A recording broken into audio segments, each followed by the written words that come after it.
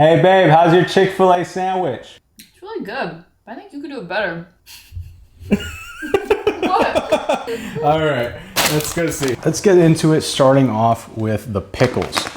Now for the pickles, I'm gonna do something very straightforward and simple. So Chick-fil-A uses a dill pickle. Therefore, I'm gonna do a dill pickle. In a pot, I'm gonna be putting in all of my spices.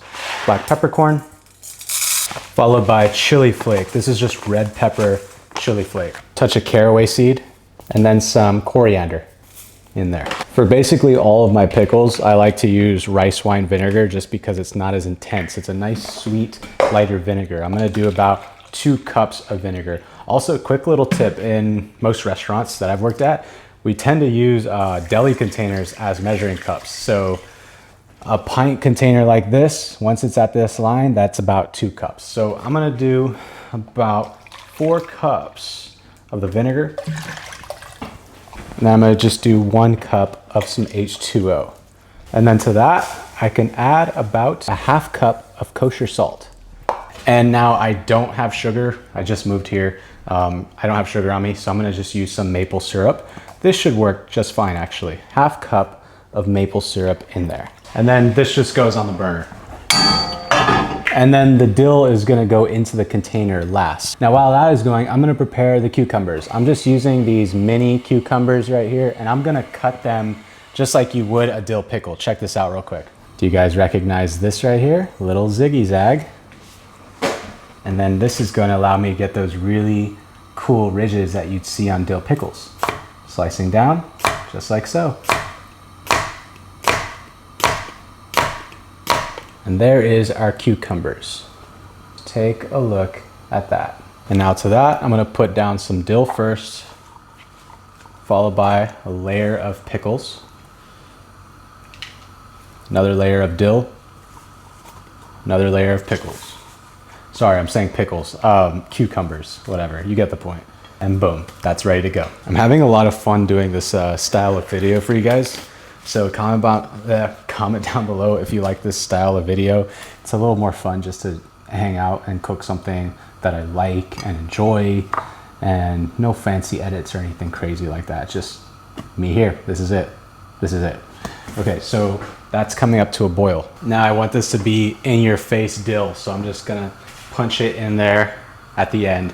I want it to be super in your face dill, so that's gonna go all up in there. And now at this point, what you need to do with pickling liquids is you need to taste them. So just take a little bit like that. That's actually very good. So I'm gonna pull this out. Okay, now that my pickling liquid is ready to go, I just pull it out. It's got a nice taste to it. Make sure to taste it, I'm telling you. And then you just pour this hot over the cucumbers. Now, if these cucumbers were thinner than this, I would suggest cooling that pickling liquid off before. But since they're thick, it's gonna be fine. And there we go. We have pickles. I can toss these in the fridge overnight and they're good to go. Thanks to this Fresh and Save thing, it's gonna keep my pickles fresher longer. It removes all the air out. Just put that in, take the air out, and it does the job for me. Now, if you don't have this, just put a cheesecloth on top of it and that'll seal it up just fine. But this is a lot nicer. And then I'm gonna add in some ice. Now the reason why I'm adding in ice is because I wanna put the damn, okay, vinegar strong. The reason why I'm adding in ice is because I wanna put the chicken in now so I can marinate it. I don't have that much time. I wanna make this right now. If you did have time, cool the liquid off completely in the fridge. It'll retain more flavor. Now for this, I made it a tad more salty, a tad more vinegary, so it's fine. I can add in ice, it won't dilute it too much. I like my pickles very vinegary, so it's gonna be all fine. I'm also gonna toss this in the fridge so it's just completely chilled. Okay, now we've got a whole bird for the sandwich. Now for this, here's what you do when you're dealing with a whole bird like this. Make sure to get all that liquid out, okay? Because that's just gonna get everywhere. And also, mind you, I'm using a glove on this hand. That's just because I'm working with a camera and I don't want to keep washing this hand over and over again. But you don't need a glove, just wash your hands. Now, here's another thing. You notice I don't have a glove on this hand because I'm not using this hand on the chicken. Whenever you're doing any sort of proteins, keep your knife hand clean. Don't be touching this and then getting this dirty. Your knife is gonna get slippery and then it's gonna slip, you're gonna cut yourself, and also you're just gonna get your knife all dirty. Don't do that. Anyways, that's my little rant about keeping clean. I'm used to doing this. I'll take the wing off and then I'll save them for stock. So this is just a force of habit if you're seeing me do this right now. Removing the wings. And then I just remove this quarter first. If you want a full video that's more in depth on breaking down a chicken, let me know. Maybe I'll do it if enough of you guys want that. Work my way around, just like that. Snap it off, and then boom. I don't know how many times I've done this. It's gotta be somewhere in the 100,000s range. Breast along the rib cage, just like so. That comes off. 1, 2, 3, you see that right there? Boom, knife in there. Done, there's a breast. Now this, I'm just gonna use for stock, so I'm setting that aside. This is what we need. Now, I love keeping the skin on for my fried chicken. Does Chick-fil-A do it? I don't think so, but I could do that. Let me know, another video maybe. So this is what we want for our Chick-fil-A sandwich. Also right here, you see this little flap right here? That is the chicken tender. You could just remove that if you want, and then you have a chicken tender. Now we have a breast. The breast is going directly in our brine, okay? And then we're just gonna let this go. You could let it go overnight when your brine is fully cool. I'm just gonna let this go for an hour or so because I'm gonna cook off my chicken sandwich right now. Now, what is Chick-fil-A without the Chick-fil-A waffle fries? You know what I'm talking about? I'm gonna try and make these waffle fries here. So what you need is an Idaho russet potato. This is the potato for all fries. I'm telling you, russet potato, that's the move. Now what I do is take some water, nothing in the water. This is just so the potatoes don't oxidize. This goes on top of that like such. And now the thing about this is this has these little ridges. If you don't have a mandolin with the little ridges, it's not gonna make waffle fries. But it doesn't matter. You can make regular fries if you want. I'm just going that extra mile here. I rarely use this thing, so bear with me. I'm used to using my Japanese mandolin, not the French one. Let me see where I'm at with this first. Okay, so what you need to do is the cross motion. So you go once like this, and then you turn it like this. You just keep doing that over and over again.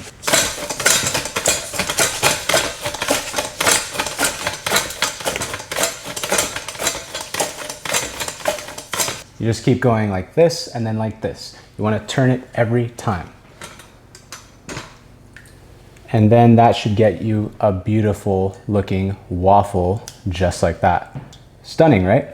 It's easy once you get the hang of it, but just take your time, try not to cut yourself. Also, these are very expensive mandolins. So if you're gonna get this, make sure you really love waffle fries or you just really need a mandolin. I think this one was like $100, it's crazy. So now I could take these on to my fryer. So now what I'm doing is I'm just checking the temperature of my oil. I want it to be around between 325 and 350 degrees Fahrenheit. I'm currently hovering at around 330 Fahrenheit, so this is perfect. Now this is for what's called the blanching stage of the French fries. You don't toss them in and fully cook them.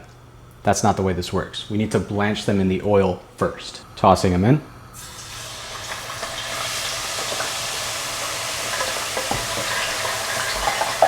You want to make sure to agitate the fries just so they don't stick together. Just constantly agitate them in the oil. Give this about 2 to 3 minutes and then you want to pull them out. See, now we pull them out for the first stage of the blanch. They're not fully cooked. They're just a little flaccid looking. Set them aside. They should still be sort of flimsy and flaccid looking. Set these into the fridge. I typically would do a regular chicken fry with spices and stuff, but since this is already brined with lots of spices and it has a lot of flavor, I'm just gonna do straight up flour in my bowl, some kosher salt, and black pepper. Actually, you know what? Fuck it. I'm also gonna do some espelette because you know what? I love some spice. Espelette's going in there. I'll mix this up thoroughly. Make sure it's thoroughly mixed. And then my chicken just goes on in there and I'm gonna bread the chicken. I've gone over this in the past when I did a fried chicken video multiple times. If you know, you know. There was a video where it was called no seasoning on the chicken and it got millions of views. Anyways, here's what you do to get all the crispy crispies in the fried chicken. You wanna squeeze the chicken into the dredge, almost tearing it just a tad. I know it sounds weird, but you wanna sort of tear your chicken just a touch into the dredge, and that is gonna create all these little ridges in it. The ridges are gonna equal crunch, which are gonna equal little flavor pockets to hold in all the flavor. Now, this is why a lot of people's fried chicken isn't as crispy as the places like KFC, Chick-fil-A, what's the other one that's new? Cane's. This is the reason why a lot of y'all's at-home chicken isn't as crispy, is because this is what they do at fried chicken spots. You see, I don't know if you could tell with the lighting because it's so bright, but now you can see all these ridges because I sort of tore it up into there. So that's what you do for your fried chicken. Ooh. Onto the fryer. It's a touch too high. I want it to be around 350 degrees Fahrenheit. We're at around 360, so that's actually kind of perfect because once I drop the chicken in, the temperature is going to drop. So just keep that in mind. Dropping my chicken in. This is a little taster for me. Get a little of that sound.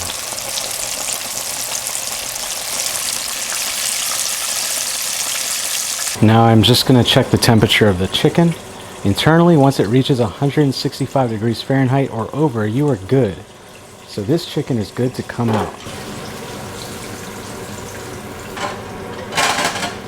Season that with salt to taste. Now once our French fries have been thoroughly chilled, I can go ahead and toss them into the fryer.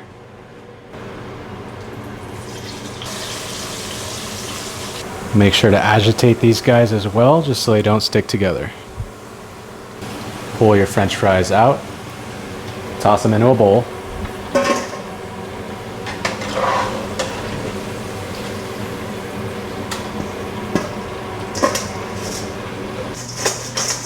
And then we just season that with some kosher salt. And that is a beautiful looking fry, or maybe a chip. Maybe it's considered a chip because it is kind of thin. It is what it is. Now last but not least, I'm gonna just do regular brioche loaf for my sando. Some butter into the pot, and then we toast off our buns. Beautiful. All right, now let's make it look a little presentable. Sandwich down, fried chicken down. Let's put some kari kari chili oil all over that. That's gonna be dank. And then there's our thick cut pickles. That can go all around, just like so. And look at that showstopper. Fries all around.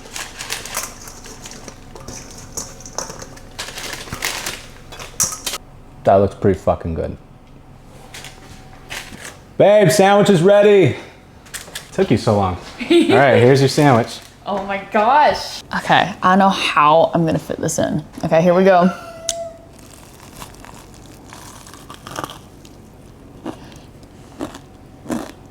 Mmm. Yeah? Mm-hmm. It's really good. It's really crunchy and crispy, and the bun is way less soggy. It's definitely better. I want a pickle. I want a pickle.